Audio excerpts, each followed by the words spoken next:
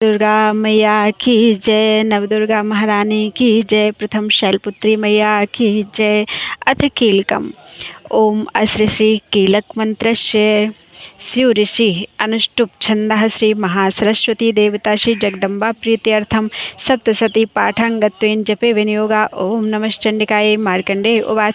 ओम विशुद्ध ज्ञान देहाय त्रिवेदी दिव्य चक्षुषे श्रेयः प्राप्ति निमित्ताय नमः सोमार्धधारिणे सर्वमे तद्विजानीयान् मंत्राणामभिकीलकं सोऽपि क्षेमं वाप्नोति सततं जाप्यत् तत्परः सिद्ध्यन्ते उच्चाटनादीनि वस्तूनि सकलान्यपि एतेन स्तुवतां देवी स्तोत्रमात्रेण सिद्धयति। ओम चंडिका देवी को नमस्कार है। मार्कंडेय जी कहते हैं, विशुद्ध ज्ञान ही जिनका शरीर है, तीनों वेद ही जिनके तीन दिव्य नेत्र हैं जो कल्याण प्राप्ति के हेतु हैं तथा अपने मस्तक पर अर्धचंद्र का मुकुट धारण करते हैं, उन भगवान शिव को नमस्कार है। मंत्रों का जो अभिकीलक है अर्थात मंत्रों की सिद्धि में विघ्न उपस्थित करने वाले शाप रूपी कीलक का जो निवारण करने वाला है, उस सप्तशती स्तोत्र को संपूर्ण रूप से जानना चाहिए और जानकर उसकी उपासना करनी चाहिए। यद्यपि सप्तशती के अतिरिक्त अन्य मंत्रों के जप में भी जो निरंतर लगा रहता है वह भी कल्याण का भागी होता है, उसके भी उच्चाटन आदि कर्म सिद्ध होते हैं तथा उसे भी समस्त दुर्लभ वस्तुओं की प्राप्ति हो जाती है। तथापि जो अन्य मंत्रों का जप ना करके केवल इस सप्तशती नामक स्तोत्र से ही देवी की स्तुति करता है, उन्हें स्तुति मात्र से ही सच्चिदानंद स्वरूपनी देवी सिद्ध हो जाती हैं।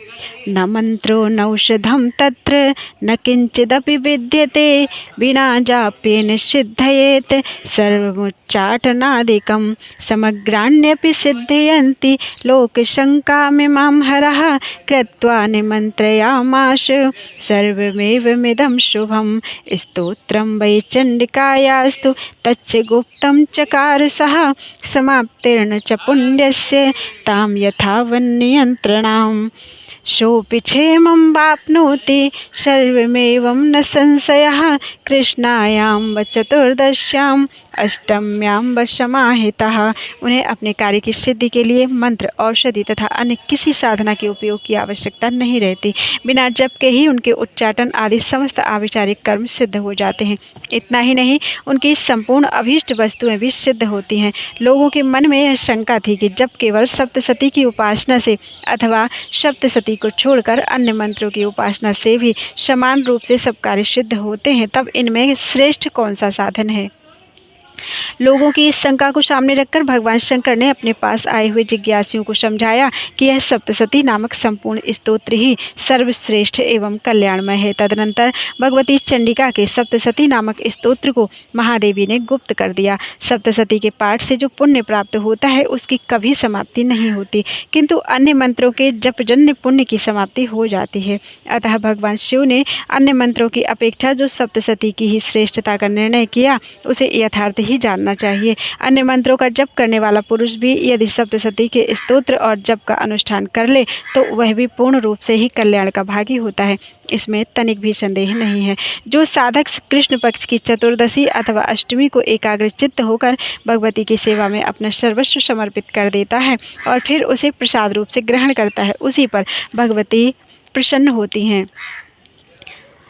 ददाति प्रतिग्रहणाति नान्यथैषा प्रसीदति इत्थं रूपेण कीलेन महादेवेन कीलितं यो निष्कीलां विधायैनां नित्यं जपति संस्फुटं ससिद्धः सगणः सोऽपि गन्धर्वो जायते नरः न चैवाप्य तटस्थस्य भयं क्वापीह जायते नापमृत्युवशं याति मृतो मोक्षं वाप्नुयात् ज्ञात्वा प्रारभ्य कुर्वीत न कुर्वाणो विनश्यति ततो ज्ञात्वैव सम्पन्नम् इदं प्रारभ्यते बुधैः।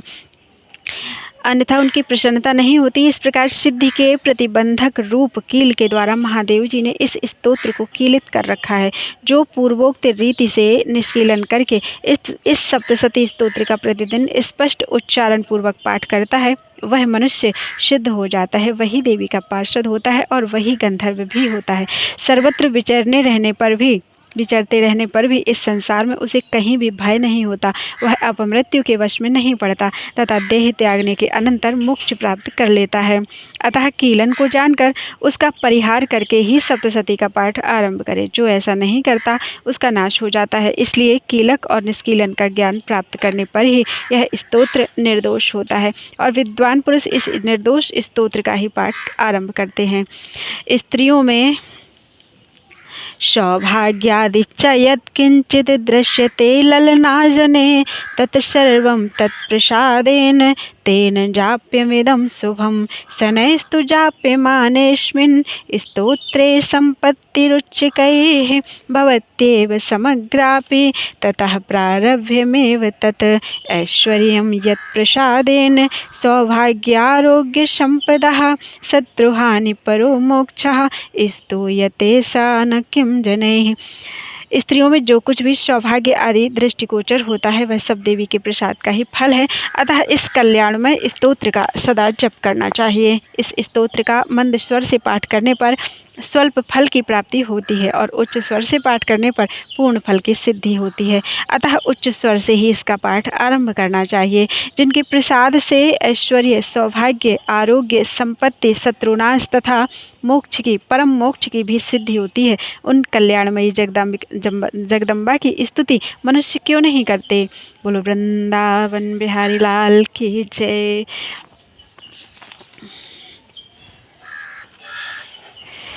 अथ वेदोक्तम रात्रिसूक्तम। ओम रात्र्याद्याष्टार्चस्य सूक्तस्य कुशिकः सौभरो रात्रिर्वा भारद्वाजो ऋषिः रात्रिर्देवता गायत्री छंदः देवी महात्म्य पाठे विनियोगः। ओम रात्रि व्याख्यदायति पुरुत्रा देव्यक्षवि विश्वा अधिश्रेयोदित और वप्रा अमर्त्या निवतो देव्यद्वतः ज्योतिषा बाधते तमः निरुश्वासारमस्कृतोषम देव्यायति अपेदुहास्ते तमः। महत्तत्व आदि रूप व्यापक इंद्रियों से सब देश में समस्त वस्तुओं को प्रकाशित करने वाली ये रात्रि रूपा देवी अपने उत्पन्न किए हुए जगत के जीवों के शुभाशुभ कर्मों को विशेष रूप से देखती हैं और उनके अनुरूप फल की व्यवस्था करने के लिए समस्त विभूतियों को धारण करती हैं। ये देवी अमर हैं और संपूर्ण विश्व को, नीचे फैलने वाली लता आदि को तथा ऊपर बढ़ने वाले वृक्षों को भी व्याप्त करके स्थित हैं। इतना ही नहीं, ये ज्ञानमयी ज्योति से जीवों के अज्ञान अंधकार का नाश कर देती हैं। पराचित शक्ति रूपा रात्रि देवी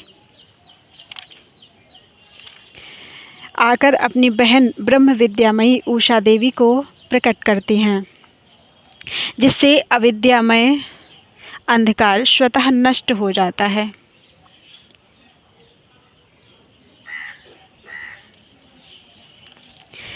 वे रात्रि देवी इस समय मुझ पर प्रसन्न हो, जिनके आने पर हम लोग अपने घरों में सुख से सोते हैं। ठीक वैसे ही जैसे रात्रि के समय पक्षी वृक्षों पर बनाए हुए अपने घोंसलों में सुखपूर्वक शयन करते हैं। इसका श्लोक इस तरह से है। शानु अद्य यस्याम वयम नितेयामन्निवक्षमहि यामन्विक्षमहि वृक्षेन वसतिं वयः।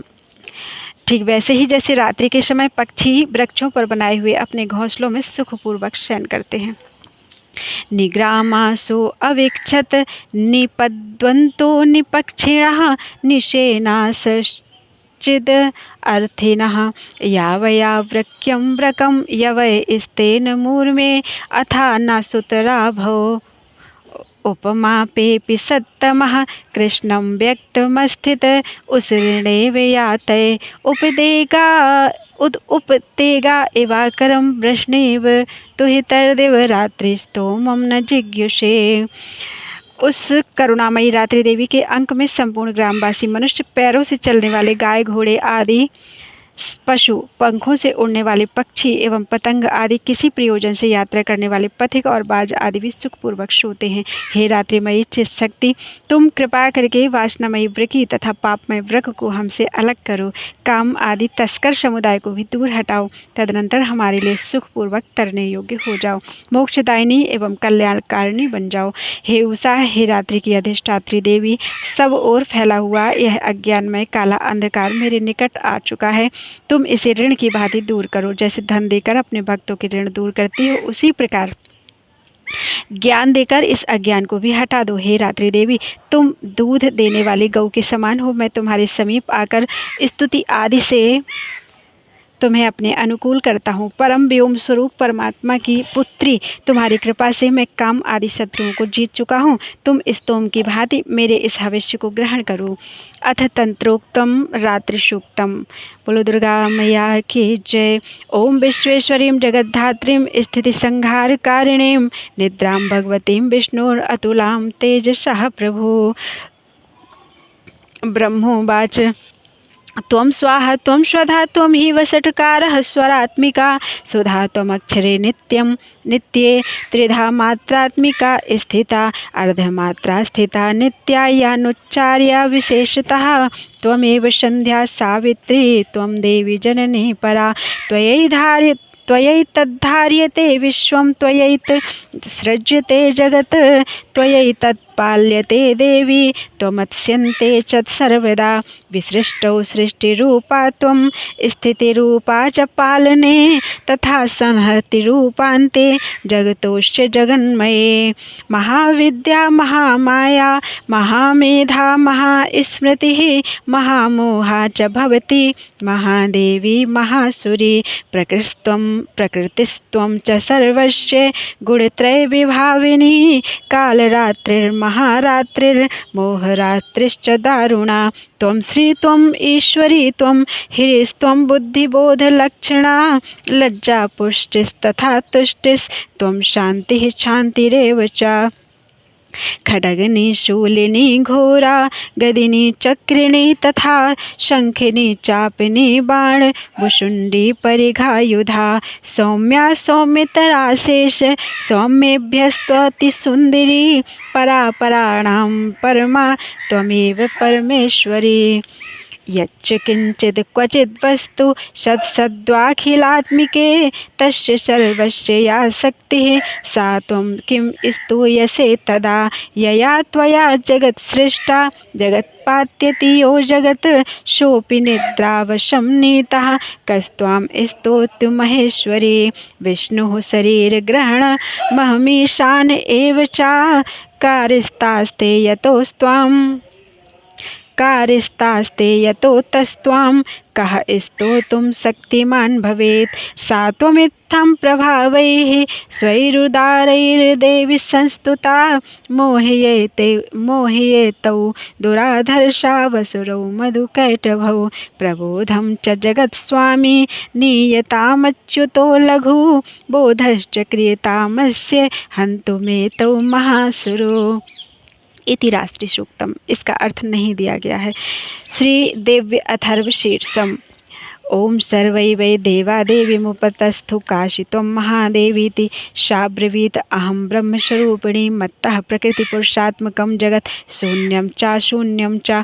ओम सभी देवता देवी के समीप गए और नम्रता से पूछने लगे, हे महादेवी तुम कौन हो? उसने कहा, मैं ब्रह्मस्वरूप हूँ। मुझसे प्रकृति पुरुषात्मक सदरूप और असदरूप जगत उत्पन्न हुआ है।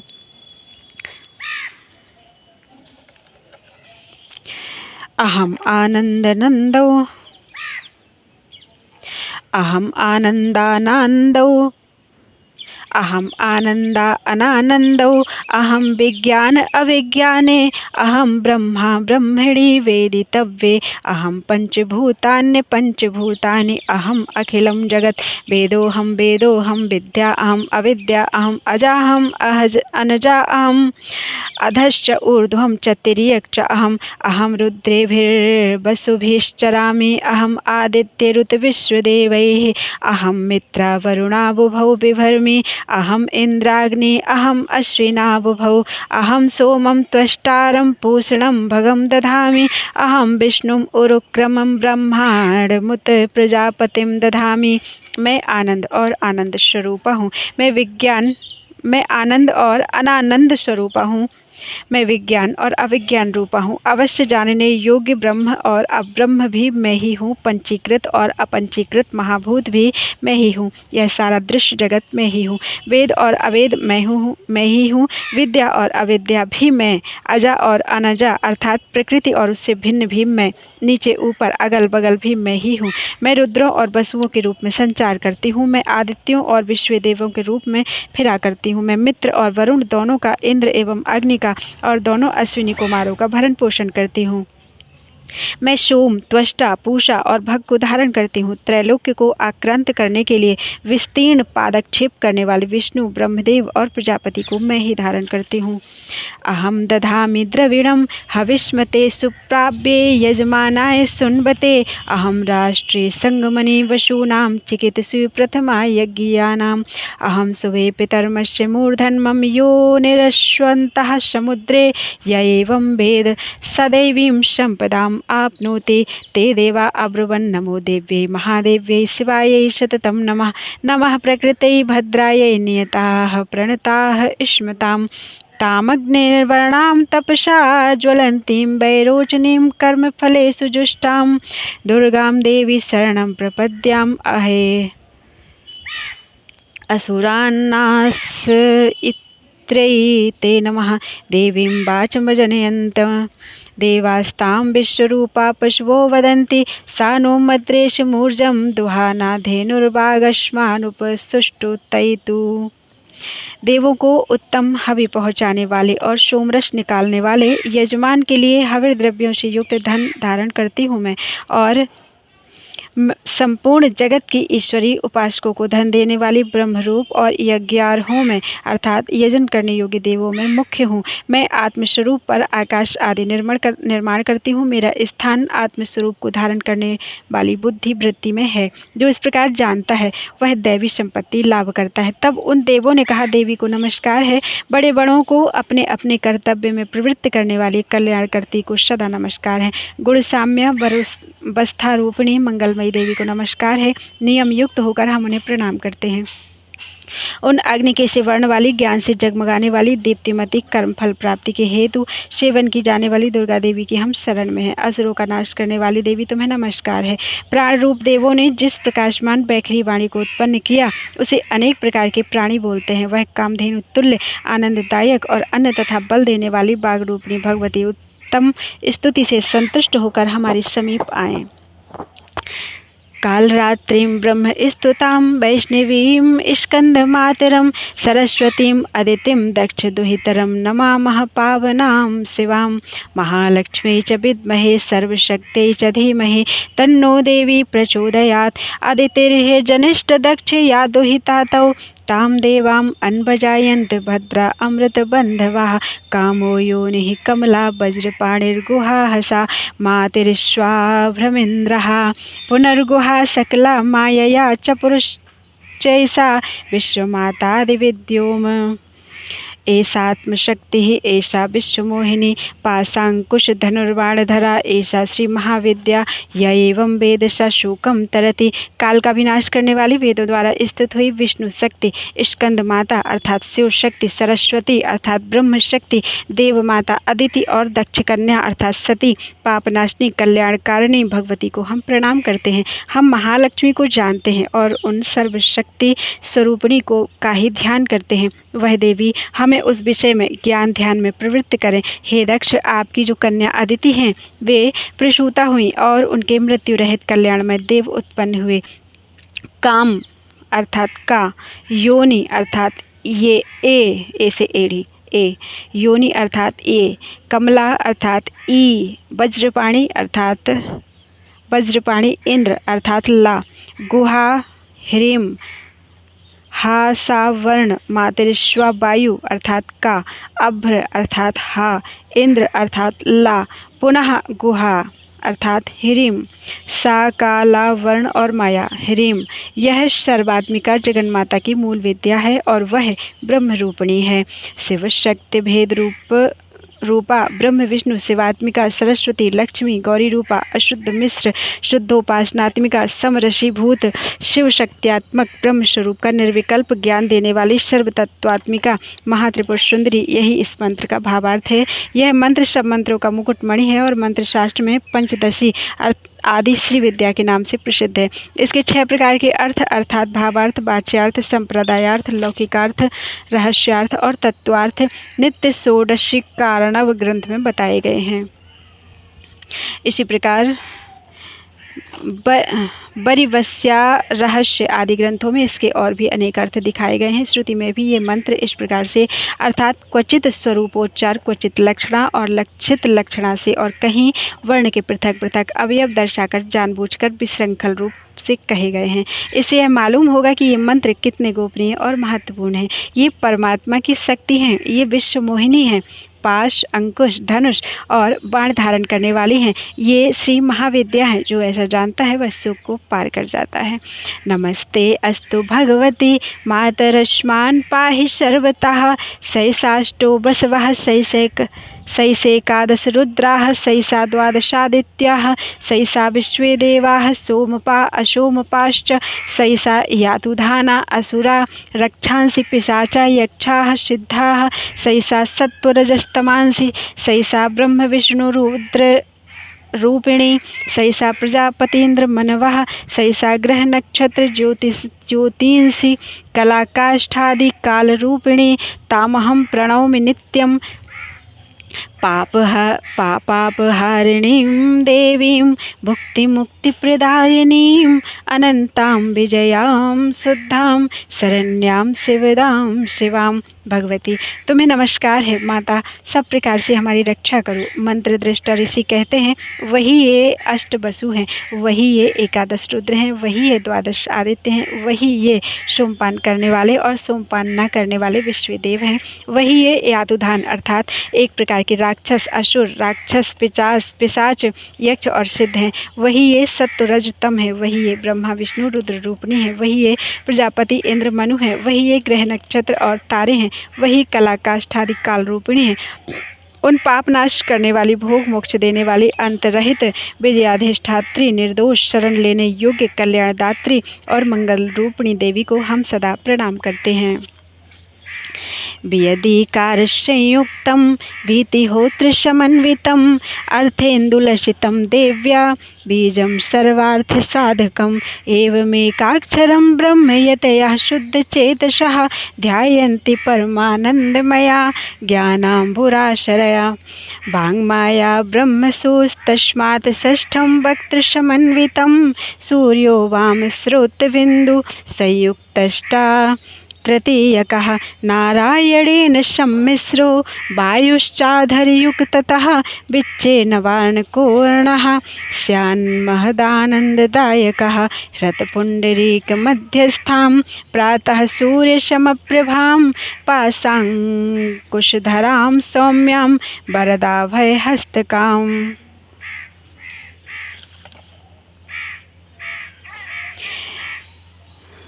वियत आकाश अर्थात हा तथा ईकार से युक्त वीतिहोत्र अग्नि रा सहित अर्धचंद्र अर्थात चांद बिंदी से अलंकृत जो देवी का बीज है वह सब मनोरथ पूर्ण करने वाला है। इस प्रकार इस एकाक्षर ब्रह्म अर्थात ह्रीम का ऐसे यति ध्यान करते हैं जिनका चित्त शुद्ध है, जो निरतिशयानंद पूर्ण है और ज्ञान के सागर हैं। यह मंत्र देवी प्रणव माना जाता है। ओमकार के समान ही यह प्रणव भी व्यापक अर्थ से भरा हुआ है। संक्षेप में इसका अर्थ इच्छा, ज्ञान, क्रियाधार, अद्वैत, अखंड, सच्चिदानंद, समरशीभूत शिव शक्ति स्फुरण है। वाणी अर्थात एम, माया अर्थात ह्रीम, ब्रह्मशु काम अर्थात क्लीम, इसके आगे छठा व्यंजन अर्थात च, वही वक्त अर्थात आकार से युक्त अर्थात बड़ा च, सूर्य अर्थात माँ, अवाम श्रोत्र दक्षिण कर्ण अर्थात छोटा ऊ और बिंदु अर्थात अनुस्वार से युक्त मुम, टकार से तीसरा डा, वही नारायण अर्थात बड़ा आ से मिश्र अर्थात डा बड़ा डा, वायु अर्थात या, वही अधर अर्थात अय से युक्त यई और विच्चयी, यह निर्वाण मंत्र उपासकों को आनंद और ब्रह्मसायुज्य देने वाला है। इस मंत्र का अर्थ है, हे चित स्वरूपिणी महासरस्वती, हे सदरूपिणी, हे महालक्ष्मी, हे आनंद रूपिणी महाकाली, ब्रह्म विद्या पाने के लिए हम सब समय तुम्हारा ध्यान करते हैं। हे महाकाली, महालक्ष्मी, महासरस्वती स्वरूपी चंडिके, स्वरूपिणी चंडिके, तुम्हें नमस्कार है। अविद्या रूप रज्जु की दृढ़ ग्रंथि को खोलकर मुझे मुक्त करो। यद कमल के मध्य में रहने वाली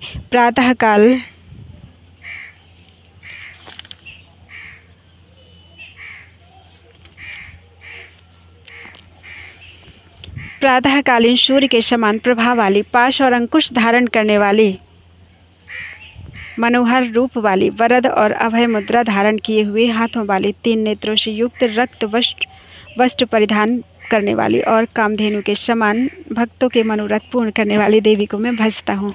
इसका श्लोक नहीं पढ़ा मैंने। पाशांकुश धराम सौम्याम वरदाभय हस्तकाम त्रिनेत्राम रक्तवसनाम भक्तकाम दुर्गाम भजे। नमामि त्वाम महादेवीं महाभय विनाशिनीं महादुर्ग प्रशमनीं महाकारुण्य रूपिणीं यस्याः स्वरूपं ब्रह्मादयो न जानन्ति तस्मादुच्यते अज्ञेया, यस्या अंतो न लभ्यते तस्माद् उच्यते अनंता, यस्या लक्ष्यं नोपलक्ष्यते तस्माद् उच्यते अलक्ष्या, यस्या जननं नोपलभ्यते तस्माद् उच्यते अजा। एकैव सर्वत्र वर्तते तस्माद् उच्यते एका, एकैव विश्वरूपिणी तस्माद् उच्यते नैका। अतएव उच्यते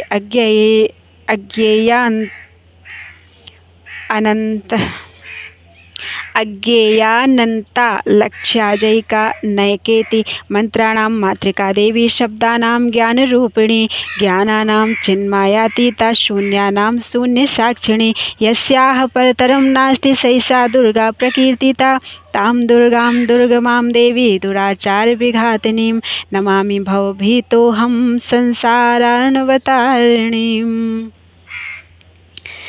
हृत कमल के मध्य में रहने वाली, प्रातःकालीन सूर्य के समान प्रभा वाली, पाश और अंकुश धारण करने वाली, मनोहर रूप वाली, वरद और अभय मुद्रा धारण करने वाली, तीनों नेत्रों से युक्त रक्त वस्त्र परिधान करने वाली और कामधेनु के समान भक्तों के मनोरथ पूर्ण करने वाली देवी को मैं भजता हूँ। महाभय का नाश करने वाली, महासंकट को शांत करने वाली और महान करुणा की साक्षात मूर्ति तो महादेवी को मैं नमस्कार करता हूँ, जिसका स्वरूप ब्रह्मादिक नहीं जानते इसलिए जिसे अज्ञेय कहते हैं, जिसका अंत नहीं मिलता इसलिए जिसे अनंता कहते हैं, जिसका लक्ष्य दिख नहीं पड़ता इसलिए जिसे अलक्ष्य कहते हैं, जिसका जन्म समझ में नहीं आता इसलिए जिसे अजा कहते हैं, जो अकेली ही सर्वत्र हैं इसलिए जिसे एका कहते हैं, जो अकेली ही विश्व रूप में सजी हुई हैं इसलिए जिसे नैका कहते हैं, वही इसलिए अज्ञेया, अनंता, अलक्ष्या, अजा, एका और नैका कहती हैं। सब मंत्रों में मातृका मूलाक्षर रूप से रहने वाली, शब्दों में ज्ञान अर्थ रूप से रहने वाली, ज्ञानों में चिन्मयातीता, शून्यों में शून्य साक्षिणी तथा जिनसे और कुछ भी श्रेष्ठ नहीं है, वे दुर्गा के नाम से प्रसिद्ध हैं। उन दुर्विज्ञ, दुराचार नाशक और संसार सागर से तारने वाली दुर्गा देवी को संसार से डरा हुआ मैं नमस्कार करता हूँ। इदम अथर्वशीर्षम योधीते सा पंचाथर्वशीर्ष जप फलम आपनोति। इदम अथर्वशीर्षम अज्ञात्वा यो अर्चाम स्थापयति शतलक्षम प्रजप्त्वापि शोर्चा सिद्धिं न विन्दति। शतमष्टोत्तरं चास्य पुरश्चर्या विधिः स्मृता 10 वारं पठेदयस्तु सद्यः पापैः प्रमुच्यते। महादुर्गाणि तरति महादेव्याः प्रसादतः सायं धियानो दिवसे कृतं पापं नाशयति प्रातर्धियानो रात्रिकृतं पापं नाशयति। सायं प्रातः प्रयुज्यानो अपापो भवति निशीथे तुरीय संध्यायां जप्त्वा वाक्सिद्धिर्भवति। नूतनायां प्रतिमायां जप्त्वा देवता सान्निध्यं भवति। प्राणप्रतिष्ठायां जप्त्वा प्राणानां प्रतिष्ठा भवति। भौमाश्विन्वां महादेवी सन्निधौ जप्त्वा महामृत्युं तरति। स महामृत्युं तरति य एवं वेद इत्युपनिषद। इस अथर्व शीर्ष का जो अध्ययन करता है उसे पांचों अथर्व शीर्षों के जप का फल प्राप्त होता है। इस अथर्व शीर्ष को ना जानकर जो प्रतिमा स्थापन करता है वह सैकड़ों लाख जप करके भी अर्चा सिद्धि नहीं प्राप्त करता। अष्टोत्तर शतनाम अर्थात 108 वर्ष जप इत्यादि इसकी पुरस्चरण विधि है। जो इसका 10 बार पाठ करता है वह उसी क्षण पापों से मुक्त हो जाता है और महादेवी के प्रसाद से बड़े दुस्तर संकटों को पार कर जाता है। इसका सायंकाल में अध्ययन करने वाला दिन में किए हुए पापों का नाश करता है, प्रातः काल में अध्ययन करने वाला रात्रि में किए हुए पापों का नाश करता है। इस प्रकार रात्रि सूक्त और दिव्य अथर्व शीर्ष का पाठ करने के पश्चात निम्नांकित रूप से नवार्ण मंत्र के विनियोग, न्यास और ध्यान आदि करें। अथ नवार्ण विधि। श्री गणपतिर्जयति। ओम अस्य श्री नवार्ण मंत्रस्य ब्रह्मा विष्णु रुद्र ऋषयः गायत्र्युष्णि गुणष्टुप छंदांसि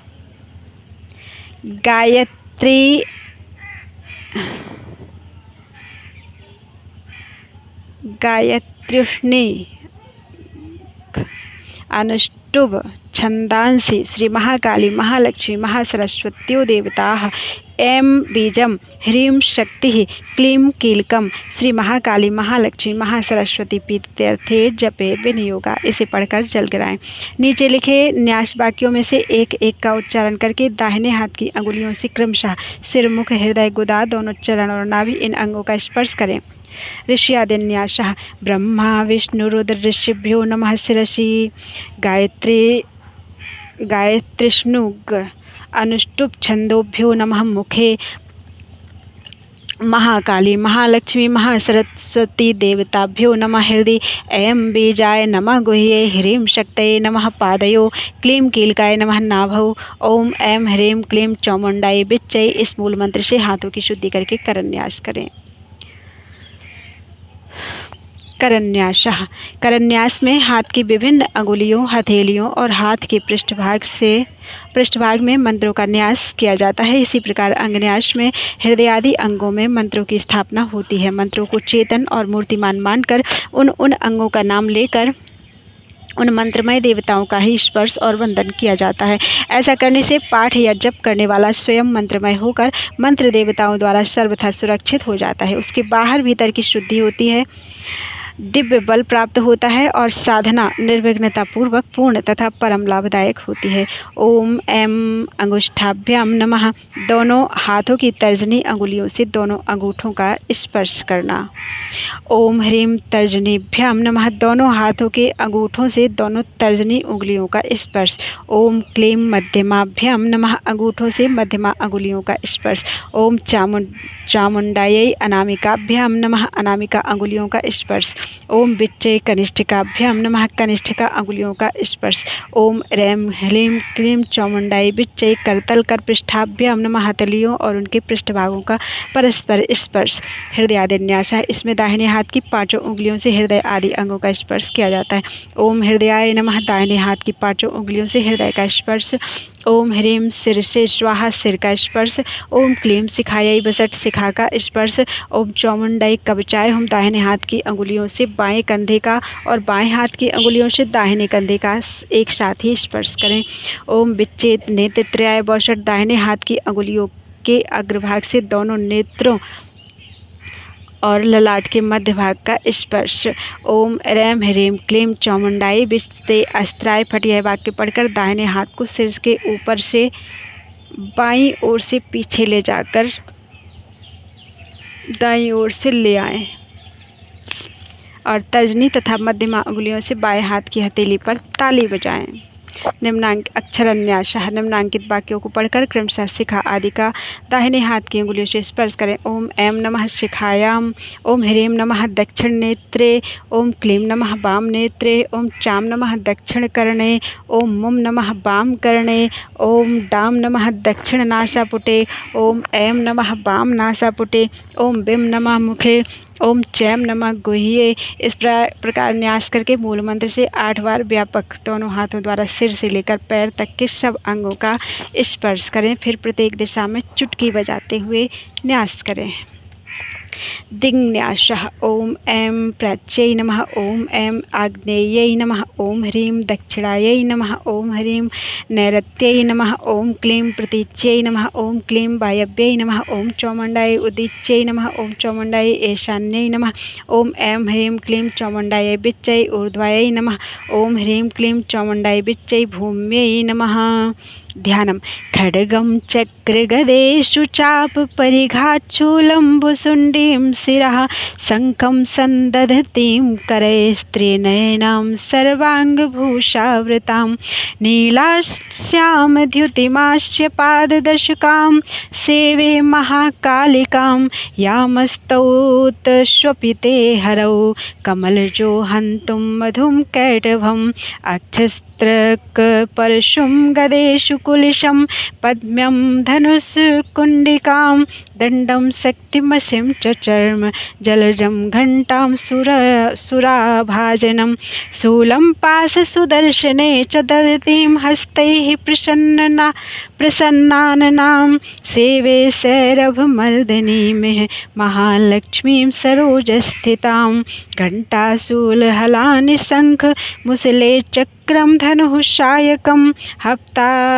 हस्ताब्जैर्दधतीं घनान्तबिलसच्छितांशुतुल्यप्रभां गौरीदेहसमुद्भवां त्रिजगतामाधारभूतां महापूर्वामत्र सरस्वतीमनुभजे शुम्भादिदैत्यार्दिनीं। फिर ऐं ह्रीं अक्षमालिकायै नमः इस मंत्र से माला की पूजा करके प्रार्थना करें। ओम मां माले महामाये सर्वशक्ति स्वरूपिणी चतुर्वर्गस्त्वयि नमस्न्यस्तस्मान्मे सिद्धिदा भव। ओम अविघ्नं कुरु माले त्वं गृह्णामि दक्षिणे करे जप काले च सिद्ध्यर्थं प्रसीद मम सिद्धये। ओम अक्षमालाधिपतये सुसिद्धिं देहि देहि सर्वमंत्रार्थ साधिनी साधय साधय सर्वसिद्धिं परिकल्पय परिकल्पय में स्वाहा। इसके बाद ओम ऐं ह्रीं क्लीं चौमुण्डायै विच्चै इस मंत्र का 108 बार जप करें। गुह्याति गुह्य गोप्त्री त्वं ग्रहणाश्मत्कृतं जपं सिद्धिर्भवतु मे देवी त्वत्प्रसादात् महेश्वरी। इस श्लोक को पढ़कर देवी के वाम हस्त में जप निवेदन करें। सप्तसती न्यासः। तदनंतर सप्तसती के विनियोग न्यास और ध्यान करने चाहिए। न्यास की प्रणाली पूर्ववत है। प्रथम मध्यम उत्तर चरित्राणां ब्रह्म विष्णु रुद्रा ऋषयः श्री महाकाली महालक्ष्मी महासरस्वत्यो देवताः गायत्र्युष्णुप अनुष्टुप छंदांसि नंदा शाकंभरी भीमाः शक्त्याः रक्तदंतिका दुर्गा भ्रामर्यो बीजानि अग्निवायुः सूर्यास्तत्वानि ऋग्यजुः सामवेदा ध्यानानि सकल कामना सिद्धये। श्री महाकाली महालक्ष्मी महासरस्वती देवता प्रीत्यर्थे जपे विनियोगा। ओम खड्गनि शूलिनि घोरा गदिनी चक्रिणी तथा शंखिनी चापनी बाण भुसुंडी परिघायुधा अंगुष्ठाभ्यां नमः। ओम शूलेन पाहि नो देवी पाहि खड्गेन चाम्बिके घंटास्वनेन नः पाहि चापज्यानि स्वनेन चातर्जनीभ्यां नमः। ओम प्राच्यां रक्ष प्रतीच्यां च चंडिके रक्ष दक्षिणे ब्राह्मणेनात्मशूलस्य उत्तरस्यां तथेश्वरी मध्यमाभ्यां नमः। ओम सौम्यानि यानि रूपाणि त्रैलोक्ये विचरन्ति ते यानि चात्यर्थघोराणि तैरक्षास्मास्तथा भुवम् अनामिकाभ्यां नमः। ओम खड्गशूलगदादीनि यानि चास्त्राणि तेऽम्बिके करपल्लव संगीनी तैरस्मान् रक्ष सर्वतः कनिष्ठाभ्यां नमः। ओम सर्वस्वरूपे सर्वेशे सर्वशक्ति समन्विते भयभ्यस्त्राहि नो देवी दुर्गे देवी नमोस्तुते करतलकरपृष्ठाभ्यां नमः। खड्गनि शूलिनि घोरा गदिनी चक्रिणी तथा शंखिनी चापनी बाणभुसुंडी परिघायुधा हृदयाय नमः। ओम शूलेन पाहि नो देवी पाहि खड्गेन चाम्बिके घंटास्वनेन नः पाहि चापज्यानि स्वनेन चाशिरसे स्वाहा। ओम प्राच्यां रक्ष प्रतीच्यां च चंडिके रक्ष दक्षिणे ब्राह्मणेनात्मशूलस्य उत्तरस्यां तथेश्वरी शिखायै विसट। ओम सौम्यानि यानि रूपाणि त्रैलोक्ये विचरन्ति ते यानि चात्यर्थ घोराणि तै रक्षास्मास्तथा भुवं कवचाय हुम। ओम खड्गशूल गदादीनि यानि चास्त्राणि तेऽम्बिके करपल्लवशङ्गिनि तैरश्मान् रक्ष सर्वतः। नेत्रत्रयाय वौषठ। ओम सर्वस्वरूपे सर्वेशे सर्वशक्ति समन्विते स भये व्यस्त्राहि नो देवी दुर्गे देवी नमोस्तुते। अस्त्राय फट। ध्यानम विद्युद्दां समप्रभां मृगपतिस्कन्धा स्थितां भीषणां कन्याभिकरवालखेट बिलशद्ध ताभिरासेवितां हस्तैश्चक्रगदाशिखेट विशिखांश्चापं गुणं तर्जनीं बिभ्राणाम् अनलात्मिकां शशिधरां दुर्गां त्रिनेत्रां भजे। इसके बाद प्रथम चरित्र का विनियोग और ध्यान करके मार्कंडेय उवाच से सप्तशती का पाठ आरंभ करें। प्रत्येक चरित्र का विनियोग मूल सप्तशती के साथ ही दिया गया है तथा प्रत्येक अध्याय के आरंभ में अर्थ सहित ध्यान भी दे दिया गया है। पाठ प्रेम पूर्वक भगवती का ध्यान करते हुए करें। मीठा स्वर, अक्षरों का स्पष्ट उच्चारण, पदों का विभाग, उत्तम स्वर, धीरता, एक लय के साथ बोलना, ये सब पाठकों के गुण हैं। जो पाठ करते समय राग पूर्वक गाते हैं, उच्चारण में जल्दबाजी करते हैं, सिर हिलाते हैं, अपनी हाथ से लिखी हुई पुस्तक का पाठ करता है, अर्थ की जानकारी नहीं रखता और अधूरा ही मंत्र कंठस्थ करता है, वह पाठ करने वालों में अधम माना गया है। जब तक अध्याय की पूर्ति ना हो तब तक बीच में पाठ बंद ना करें। यदि प्रमादवश अध्याय के बीच में पाठ का विराम हो जाए तो पुनः प्रतिबार पूरे अध्याय का पाठ करें। अज्ञानवश पुस्तक हाथ में लेकर पाठ करने का फल आधा ही होता है। स्तोत्र का पाठ मानसिक नहीं वाचिक होना चाहिए। वाणी से उसका स्पष्ट उच्चारण ही उत्तम माना गया है। बहुत जोर जोर से बोलना तथा पाठ में उतावली करना वर्जित है। यत्नपूर्वक शुद्ध एवं स्थिर चित्त से पाठ करना चाहिए। यदि पाठ कंठस्थ ना हो तो पुस्तक से करें। अपने हाथ से लिखे हुए अथवा ब्राह्मणेतर पुरुष के लिखे हुए स्तोत्र का पाठ ना करें। यदि 1 सहस्त्र से अधिक श्लोक का या मंत्रों का ग्रंथ हो तो पुस्तक देख कर ही पाठ करें। इससे कम श्लोक हों तो उन्हें कंठस्थ करके बिना पुस्तक के भी पाठ किया जा सकता है। अध्याय समाप्त होने पर इति बध अध्याय तथा समाप्त शब्द का उच्चारण नहीं करना चाहिए। श्री दुर्गायै नमः। अथ दुर्गा सप्तशती प्रथमो अध्यायः। मेधा ऋषि का राजा सुरथ और समाधि को भगवती की महिमा बताते हुए मधु कैटभ वध का प्रसंग सुनाना। विनियोग। ओम प्रथम चरित्रस्य ब्रह्मा ऋषि महाकाली देवता गायत्री छंदः नंदा शक्ति रक्तदंतिका बीजम अग्निस्तत्वं ऋग्वेदः स्वरूपम। श्री महाकाली पीर्त्यर्थे परम प्रथम चरित्र जपे विनियोगः। ध्यानम ओम खड्गम चक्र गदेषु चाप परिघाच्छूलं भुसुंडीं शिरः शंखं संदधतीं करस्त्रीनयनां सर्वांगभूषावृतां नीलाश्मद्युतिमास्य पाददशकां सेवे महाकालिकां यामस्तौत स्वपिते हरौ कमलजो हन्तुं मधुं कैटभम्। प्रथम चरित्र के ब्रह्मा ऋषि महाकाली देवता गायत्री छंद नंदा शक्ति रक्तदंतिका बीज अग्नि तत्व और ऋग्वेद स्वरूप हैं। श्री महाकाली देवता की प्रसन्नता के लिए प्रथम चरित्र के जप में विनियोग किया जाता है। भगवान विष्णु के सो जाने पर मधु और कैटभ को मारने के लिए कमल जन्मा ब्रह्मा जी ने जिनका स्तवन किया था, उन महाकाली देवी का मैं सेवन करता हूँ। वे अपने 10 हाथों में खड्ग, चक्र, गदा, वाण, धनुष, परिघ, शूल, भुसुंडी, मस्तक और शंख धारण करती हैं। उनके 3 नेत्र हैं। वे समस्त अंगों में दिव्य आभूषणों से विभूषित हैं। उनके शरीर की कांति नीलमणि के समान है तथा वे 10 मुख और 10 पैरों से युक्त हैं। ओम नमश्चंडिकायै। ओम ऐं मार्कंडेय उवाच सावर्णिशूरतनयो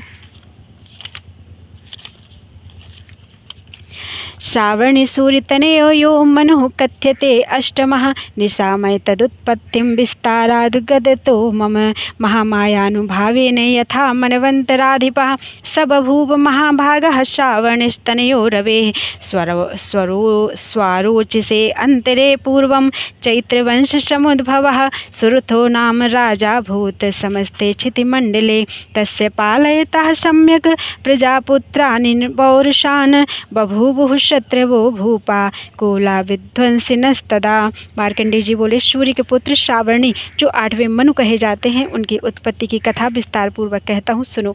सूर्य कुमार महाभाग श्रावणी भगवती महामाया के अनुग्रह से जिस प्रकार मनवंतर के स्वामी हुए वही प्रसंग सुनाता हूँ। पूर्व काल की बात है। स्वारोचिष मनवंतर में सुरथ नाम के एक राजा थे जो चैत्रवंश में उत्पन्न हुए थे। उनका समस्त भूमंडल पर अधिकार था। वे प्रजा का अपने औरस पुत्रों की भांति धर्म पूर्वक पालन करते थे, तो भी उस समय कोला विध्वंसी नाम के क्षत्रिय उनके शत्रु हो गए। तस्य तैर्भवद युद्धमति प्रबल दंडिनः न्यूनैरपि सतैर्युद्धे कोला विध्वंसिभिर्जितः ततः स्वपुरमायातो निज देशाधिपो भवत् आक्रान्तः स महाभागः तैस्तदा प्रबलार्भिः अमात्यैर्बलिभिर्दुष्टैः दुर्बलश्च दुरात्मभिः कोशो बलं चापहृतं तत्रापि स्वपुरे ततः ततो मृगया व्याजेन हृतस्वाम्यः स भूपतिः एकाकी हयमारुह्य जगाम गहनं वनं स तत्राश्रममद्राक्षीद द्विजवर्यस्य मेधसः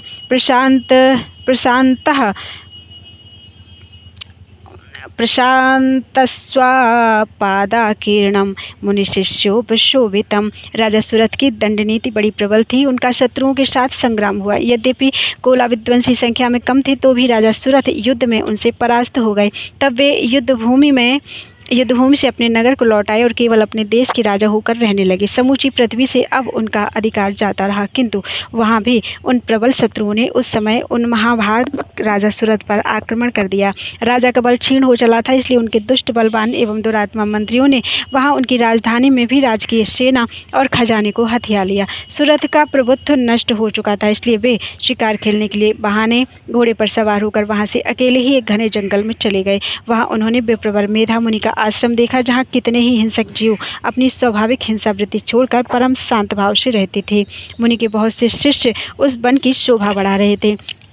तस्थौ कञ्चित् कालं च मुनिना तेन सत्कृतः इतश्चेतश्च विचरंस्तस्मिन् मुनिवराश्रमे अचिन्तयत्तदा तत्र ममत्वाकृष्टचेतनः मत्पूर्वैः पालितं पूर्वं मया हीनं पुरं हि तत् मदवृत्तैस्तैर्षद्वृत्तैर्धर्मतः पाल्यते न वा न जाने सप्रधानो मे शूरहस्ति सदा मदः मम वैरिवशं यातः कान् भोगानुपलप्स्यते ये ममानुगता नित्यं प्रसादधनभोजनैः अनुवृत्तिं ध्रुवं ते यद्ये कुर्वन्त्यन्यमहीभृताम् असम्यग्व्ययशीलैस्तैः कुर्वद्भिः सततं व्ययं सञ्चितः शोति दुःखेन क्षयं कोशो गमिष्यति एतच्चान्यच्च सततं चिन्तयामास पार्थिवः तत्विप्राश्रमाभ्यासे वेश्यमेकं ददर्श सः सपृष्टस्तेन कस्त्वं भो हेतुश्चागमनेत्र कः। वहाँ जाने पर मुनि ने उनका सत्कार किया और वे उन मुनि श्रेष्ठ के आश्रम पर इधर उधर विचरते हुए कुछ काल तक रहे। फिर ममता से आकृष्ट चित्त होकर वहाँ इस प्रकार चिंता करने लगे, पूर्व काल में मेरे पूर्वजों ने जिसका पालन किया था वही नगर आज मुझसे रहित है। पता नहीं मेरे दुराचारी भृत्यगण उसकी धर्म पूर्वक रक्षा करते हैं या नहीं। जो सदा मद की वर्षा करते रहते हैं और शूरवीर थे, वे मेरे प्रधान हाथी अब शत्रुओं के अधीन होकर न जाने किन भोगों को भोगते होंगे। जो लोग मेरी कृपा, धन और भोजन पाने से सदा मेरे पीछे पीछे चलते थे, वे निश्चय ही अब दूसरे राजाओं का अनुसरण करते होंगे। उन अपव्ययी लोगों के द्वारा सदा खर्च होते रहने के कारण अत्यंत कष्ट से जमा किया हुआ मेरा वह खजाना खाली हो जाएगा। ये तथा और भी कई बातें राजा सुरथ निरंतर सोचते रहते थे। एक दिन उन्होंने वहाँ विप्रवर मेधा के आश्रम के निकट एक वैश्य को देखा और उससे पूछा, भाई तुम कौन हो? सशोक इव कस्मात् त्वं दुर्मना इव लक्ष्यसे इत्याकर्ण्यवचस्तस्य भूपते प्रणयोदितं प्रत्युवाच सतं वैश्यः प्रश्रयावनतो नृपम्। यहाँ तुम्हारे आने का क्या कारण है? तुम क्यों शोकग्रस्त और अनमने से दिखाई देते हो? राजा सुरथ का यह प्रेम पूर्वक कहा हुआ वचन सुनकर वैश्य ने विनीत भाव से उन्हें प्रणाम करके कहा। वैश्य उवाच समाधिर्नाम वैश्यो अहम उत्पन्नो धनिनाम कुले पुत्रदारैर्निरस्तश्च धनलोभाद् साधुभिः विहीनश्च धनैर्दारैः पुत्रैरादाय मे धनं वनमभ्यागतो दुःखी निरस्तश्चाप्तबन्धुभिः सोऽहं न वेत्ति पुत्राणां कुशलात्मिकां प्रवृत्तिं स्वजनानां च दाराणां चात्र संस्थितः किं नु तेषां गृहे क्षेमम् अक्षेमं किं नु साम्प्रतं कथं ते किं नु सद्वृत्ता दुर्वृत्ताः किं नु मे श्रुता। वैश्य बोला, राजन, मैं धनियों के कुल में उत्पन्न एक वैश्य हूँ। मेरा नाम समाधि है। मेरे दुष्ट स्त्री पुत्रों ने धन के लोभ से मुझे घर से बाहर निकाल दिया है। मैं इस समय धन, स्त्री और पुत्रों से वंचित हूँ। मेरे विश्वसनीय बंधुओं ने मेरा ही धन लेकर मुझे दूर कर दिया है, इसलिए दुखी होकर मैं वन में चला आया हूँ। यहाँ रहकर मैं इस बात को नहीं जानता कि मेरे पुत्रों की स्त्री की और स्वजनों की कुशल है या नहीं। इस समय घर में भी कुशल से रहते हैं अथवा उन्हें कोई कष्ट है। वे मेरे पुत्र कैसे हैं? क्या वे सदाचारी हैं अथवा दुराचारी हो गए? राजोवाच ये निरस्तो भवान लुब्धे पुत्रदारादिवीर्धनैः तेषु किं भवतः स्नेहम् अनुबध्नाति मानसम। राजा ने पूछा, जिन लोभी स्त्री पुत्र आदि ने धन के कारण तुम्हें घर से निकाल दिया, उनके प्रति तुम्हारे चित्त में इतना स्नेह का बंधन क्यों है? वैश्य उवाच एवमेतद्यथा प्राह भवानस्मद्गतं वचः किं करोमि न बध्नामि मम निष्ठुरतां मनः ये हि सन्त्यज्य पितृस्नेहं धनलोब्धे निराकृतः पतिः स्वजनहार्दं च हार्दितेष्वेव मे मनः किमेतन्नाभिजानामि जानन्नपि महामते यत् प्रेम प्रवणं चित्तं विगूढेष्वपि बन्धुषु तेषां कृते विनिश्वासो दौर्मनस्यं च जायते करोमि किं यन्न मनः तेषु प्रीति सुनिष्ठुरम। वैश्य बोला, आप मेरे विषय में जैसी बात कहते हैं वह सब ठीक है, किंतु क्या करूं? मेरा मन निष्ठुरता नहीं धारण करता। जिन्होंने धन के लोभ में पड़कर पिता के प्रति स्नेह, पति के प्रति प्रेम तथा आत्मीय जन के प्रति अनुराग को तिलांजलि देकर मुझे घर से निकाल दिया, उन्हीं के प्रति मेरे हृदय में इतना स्नेह है। महामते, गुणहीन बंधुओं के प्रति भी जो मेरा चित्त इस प्रकार प्रेम मग्न हो रहा है, यह क्या है? इस बात को मैं जानकर भी नहीं जान पाता। उनके लिए मैं लंबी सांसें ले रहा हूँ और मेरा हृदय अत्यंत दुखित हो रहा है। उन लोगों में प्रेम का सर्वथा अभाव है, तो भी उनके प्रति जो मेरा मन निष्ठुर नहीं हो पाता, इसके लिए क्या करूँ? मार्कंडेय उवाच ततस्तौ सहितौ विप्रतं मुनिं समुपस्थितौ समाधिर्नाम वैश्यो असौ स च पार्थिवशत्तमः कृत्वा तु तौ यथा न्यायं यथार्हं तेन संवेदम् उपविष्टौ कथाः कश्चित् चक्रतु वैश्य पार्थिवौ। मार्कंडेय जी कहते हैं, ब्रह्मन तदनंतर राजाओं में श्रेष्ठ सुरथ और वह समाधि नामक वैश्य दोनों साथ साथ मेधा मुनि की सेवा में उपस्थित हुए तथा उनके साथ यथा योग्य न्यायानुकूल विनयपूर्ण बर्ताव करके बैठे। तत्पश्चात वैश्य और राजा ने कुछ वार्तालाप आरंभ किया। राजोवाच भगवंस्त्वामहं प्रष्टुम् इच्छाम्येकं वदस्व तत् दुःखाय यन्मे मनसः स्वचित्ताय ततां विना मम त्वं गतराज्यस्य राज्याङ्गेष्वखिलेष्वपि जानतोऽपि यथाज्ञस्य किमेतन्मुनिषत्तम अयं च निकृतपुत्रैर्दारैर्भृत्यैस्तथोज्झितः स्वजनेन च सन्त्यक्तः तेषु हार्दे तथाप्यति एवमेष तथाहं चाद्वावप्यत्यन्तदुःखितौ दृष्टदोषेऽपि विषये मम त्वाकृष्टमानसौ तत् किमेतन्महाभाग यन्मोहो ज्ञानिनोरपि ममास्य च भवत्येषा विवेकानंदस्य मूढ़ता। राजा ने कहा, भगवान मैं आपसे एक बात पूछना चाहता हूँ, उसे बताइए। मेरा चित्त अपने अधीन न होने के कारण वह बात मेरे मन को बहुत दुख देती है। जो राज्य मेरे हाथ से चला गया है उसमें और उसके संपूर्ण अंगों में मेरी ममता बनी हुई है। मुनि श्रेष्ठ यह जानते हुए भी कि वह अब मेरा नहीं है, अज्ञानी की भांति मुझे उसके लिए दुख होता है। यह क्या है? इधर यह वैसे भी अपने घर से अपमानित होकर आया है, इसके पुत्र स्त्री और भृत्यों ने इसे छोड़ दिया है, स्वजनों ने भी इसका परित्याग कर दिया है, तो भी यह उनके प्रति अत्यंत हार्दिक स्नेह रखता है। इस प्रकार यह तथा मैं दोनों ही बहुत दुखी हैं। जिसमें प्रत्यक्ष दोष देखा गया है उस विषय के लिए भी हमारे मन में ममता जनित आकर्षण पैदा हो रहा है। महाभाग हम दोनों समझदार हैं, तो भी हम में जो मोह पैदा हुआ है यह क्या है? विवेक शून्य पुरुष की भांति मुझ में और इसमें भी यह मूढ़ता प्रत्यक्ष दिखाई देती है। ऋषिरुवाच ज्ञानमस्ति समस्तस्य जंतुर्विषय गोचरे विषयश्च महाभाग याति चैवं पृथक पृथक देवान्धाः प्राणिनः केचित् तात्रावन्धास्तथा परे केचिद्दिवा तथा रात्रौ प्राणिनस्तुल्यदृष्टयः ज्ञानिनो मनुजाः सत्यं किं तु तेन हि केवलं यतो हि ज्ञानिनः सर्वे पशुपक्षिमृगादयः ज्ञानं च तन्मनुष्याणां यत्तेषां मृगपक्षिणां मनुष्याणां च यत्तेषां तुल्यमन्यत्तथोभयो ज्ञानेऽपि सति पश्यैतान् पतङ्गाच्छवचंक्षुषु कर्मोक्षादृतान् मोहात् पीडयामानानपि क्षुधा मानुषा मनुजव्याघ्र सा विलासाशु तान् प्रति लोभात् प्रत्युपकाराय नन्वेतान् किं न पश्यसि तथापि ममता वर्ते मोहगर्ते निपातितः महामाया प्रभावेण संसार स्थिति कारिणा तन्नात्र विस्मयः कार्यो योग निद्रा जगत्पते महामाया हरश्चैषा तया सम्मोह्यते जगत् ज्ञानिनामपि चेतांसि देवी भगवती हि सा बलदा कृष्य मोहाय महामाया प्रयच्छति तया विसृज्य विश्वं जगते तच्च चराचरम। ऋषि बोले, महाभाग विषय मार्ग का ज्ञान सब जीवों को है, इसी प्रकार विषय भी सबके लिए अलग अलग हैं।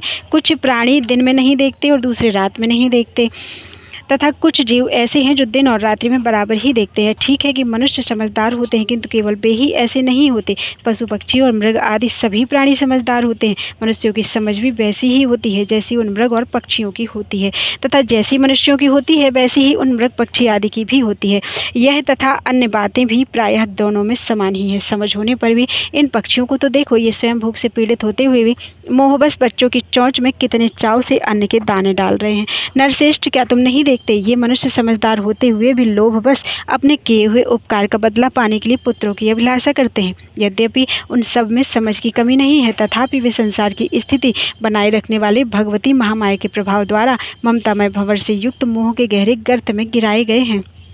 इसलिए इसमें आश्चर्य नहीं करना चाहिए। जगदीश्वर भगवान विष्णु की योग निद्रा रूपा जो भगवती महामाया है, उन्हीं से यह जगत मोहित हो रहा है। वे भगवती महामाया देवी ज्ञानियों के भी चित्त को बलपूर्वक खींचकर मोह में डाल देती हैं। वे ही इस संपूर्ण चराचर जगत की सृष्टि करती हैं, तथा वे ही प्रसन्न होने पर मनुष्यों को मुक्ति के लिए वरदान देती हैं। सैसा प्रसन्ना वरदा नृणां भवति मुक्तये सा विद्या परमा मुक्तेर हेतुभूता सनातनी संसारबंध हेतुश्च सैव सर्वेश्वरेश्वरी। वे ही पराविद्या, संसार बंधन और मोक्ष की हेतुभूता सनातनी देवी तथा संपूर्ण ईश्वरों की भी अधीश्वरी हैं। राजोवाच भगवन् का हि सा देवी महामायेति यां भवान् ब्रवीत कथम उत्पन्ना सा कर्मस्याश्च किं द्विज यत् प्रभावाच्च सा देवी यत् स्वरूपा यदुद्भवा तत् सर्वं श्रोतुमिच्छामि त्वत्तो ब्रह्मवेदांबर। राजा ने पूछा, भगवान जिन्हें आप महामाया कहते हैं वे देवी कौन हैं? ब्रह्मन उनका आविर्भाव कैसे हुआ तथा उनके चरित्र और कौन कौन से हैं ब्रह्मवेत्ताओं में श्रेष्ठ महर्षि उन देवी का जैसा प्रभाव हो, जैसा स्वरूप हो और जिस प्रकार प्रादुर्भाव हुआ हो, वह सब मैं आपके मुख से सुनना चाहता हूँ। ऋषिरुवाच नित्यैव स जगन्मूर्तिस्तया सर्वमिदं ततं तथापि तत्समुत्पत्तिर्बहुधा श्रूयतां मम देवानां कार्यसिद्ध्यर्थम् आविर्भवति सा यदा मनुष्यो उत्पन्नेति तदा लोके स नित्यापविधीयते योगनिद्रां यदा विष्णुर्जगत्येकार्णवीकृते आस्तीर्यशेषं भजत् कल्पान्ते भगवान् प्रभु तदा द्वावशरो घोरौ विख्यातौ मधुकैटभौ विष्णुकर्णमलोद्भूतौ हन्तु ब्रह्माण्डमुद्यतौ सनाभिकमले विष्णोः स्थितो ब्रह्मा प्रजापतिः दृष्ट्वा तावशुरौ चोग्रौ प्रसुप्तं च जनार्दनं तुष्टाव योगनिद्रां तामेकाग्र हृदय स्थितः विबोधनार्थाय हरिर्नेत्रिकृतालयां विश्वेश्वरीं जगद्धात्रीं संहारकारिणीं निद्रां भगवतीं विष्णोरतुलां तेजसः प्रभु।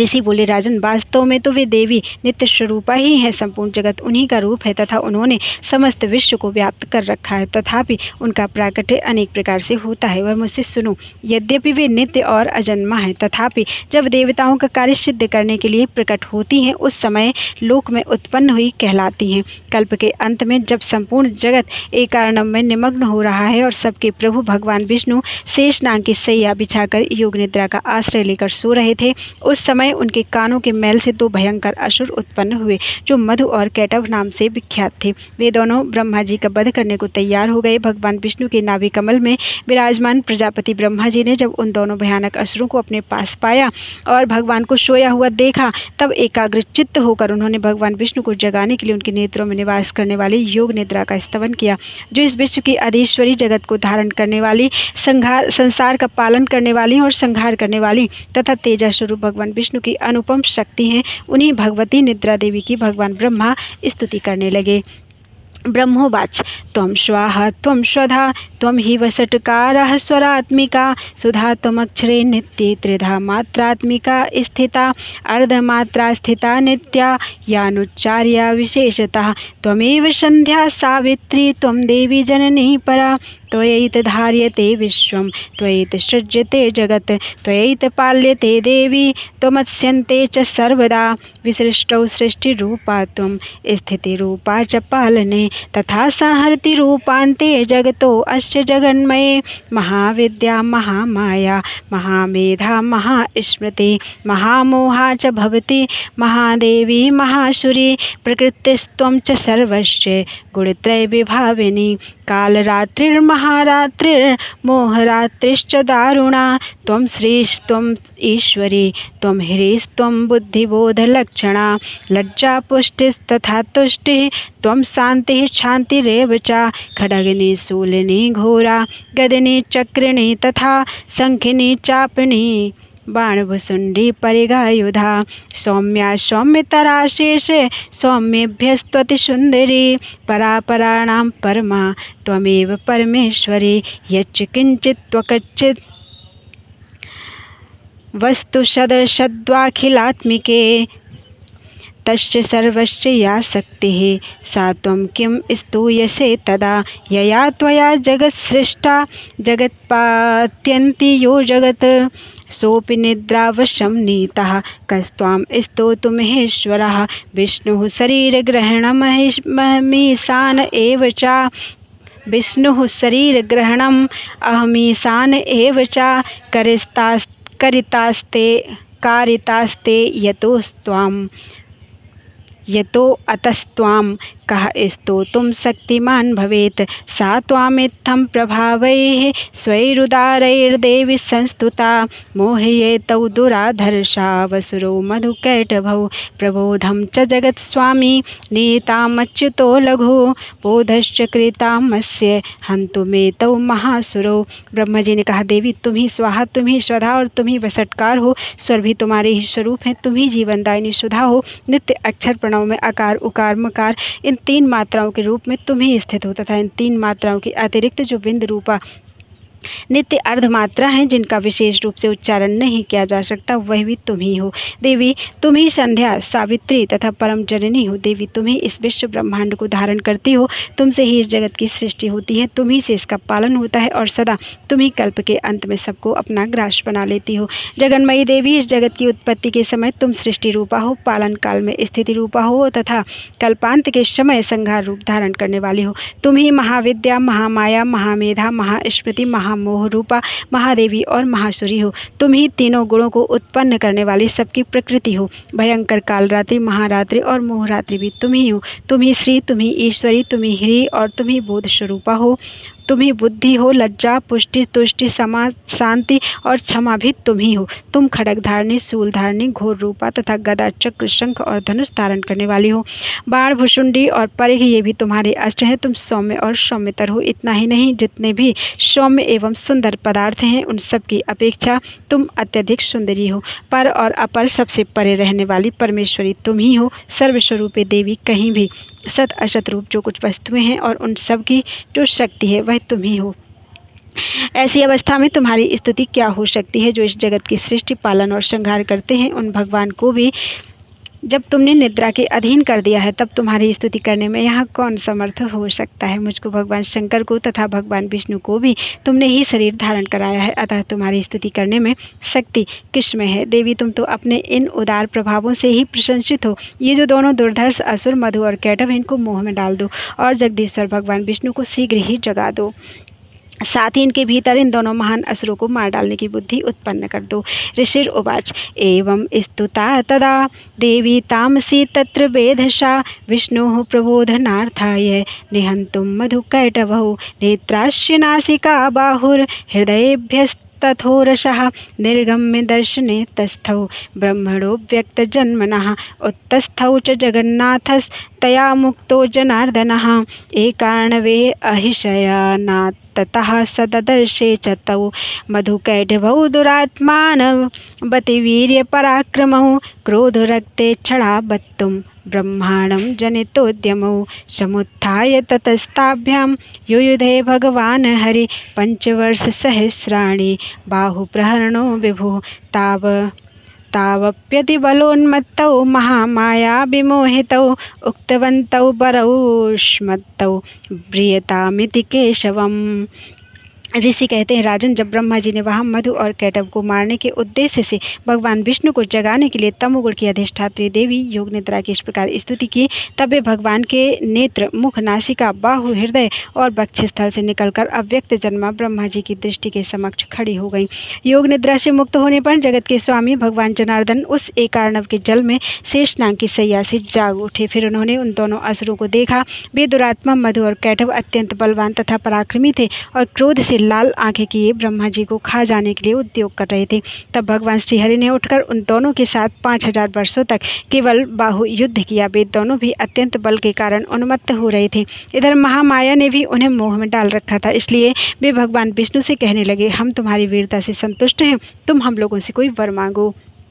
श्री भगवान उवाच भवेता मध्य मे तुष्टौ मम बध्याबुभावपि किमन्येन वरेणात्र एतावद्धिव्रतं मम। श्री भगवान बोले, यदि तुम दोनों मुझ पर प्रसन्न हो तो अब मेरे हाथ से मारे जाओ, बस इतना सा ही मैंने वर मांगा है, यहाँ दूसरे किसी वर से क्या लेना है।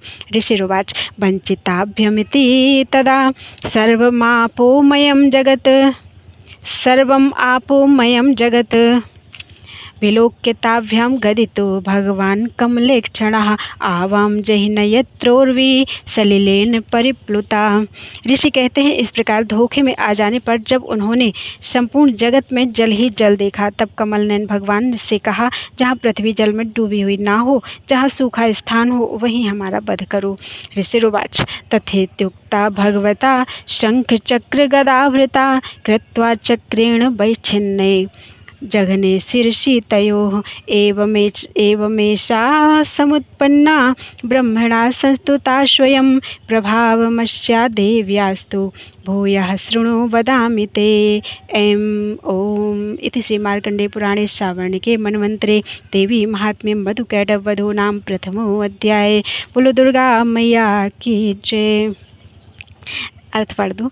ऋषि कहते हैं, तब तथास्तु कहकर शंख चक्र और गदा धारण करने वाले भगवान ने उन दोनों के मस्तक अपनी जांघ पर रखकर चक्र से काट डाले। इस प्रकार ये देवी महामाया ब्रह्मा जी की स्तुति करने पर स्वयं प्रकट हुई थी।